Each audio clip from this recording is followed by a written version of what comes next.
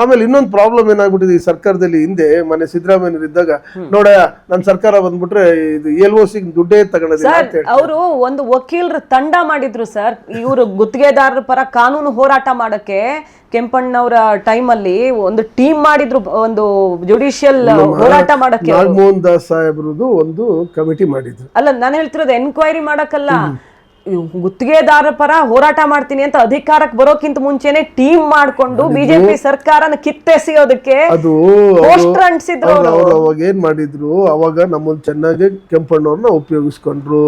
ಮನೆ ಮುಖ್ಯಮಂತ್ರಿಗಳು ಅವಾಗ ಇದ್ದಂತ ಸಂದರ್ಭದಲ್ಲಿ ಅದಾಯ್ತು. ಅದನ್ನ ನಾವು ನಮ್ಮಿಂದ ಅಟ್ಲೀಸ್ಟ್ ಒಂದಿಷ್ಟು ಹೆಲ್ಪ್ ಆಗಿದೆ, ಪರೋಕ್ಷವಾಗಿ ಸರ್ಕಾರ ಬರಕ್ಕೆ ಹೆಲ್ಪ್ ಆಗಿದೆ, ಸರ್ಕಾರ ಬರಕ್ಕೆ ಹೆಲ್ಪ್ ಆಗಿದೆ ಅನ್ನೋದು ಮನೆ ಮುಖ್ಯಮಂತ್ರಿಗಳು ಮರ್ತಿದ್ದಾರೆ. ಅದನ್ನ ನಿಮ್ಮ ಮಾಧ್ಯಮದ ಮುಖಾಂತರ ಸೊ ಅವರಿಗೆ ನೆನ್ಪು ಮಾಡಿಕೊಡುವಂತ ಕೆಲಸನೇ ನಂದು. ಇಡೀ ರಾಜ್ಯವ್ಯಾಪಿ ಪ್ರವಾಸ ಮಾಡ್ತಾ ಇದ್ದೀನಿ.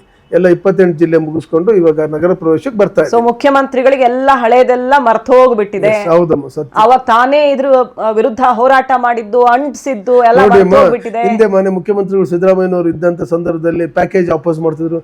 ಬೊಮ್ಮಾಯಿ ಸಾಹೇಬರು ಪ್ಯಾಕೇಜ್ ಮಾಡ್ತಾರೆ, ನಾನು ಪ್ಯಾಕೇಜ್ ಮಾಡೋದಿಲ್ಲ ಅಂತ ಹೇಳ್ತಿದ್ರು.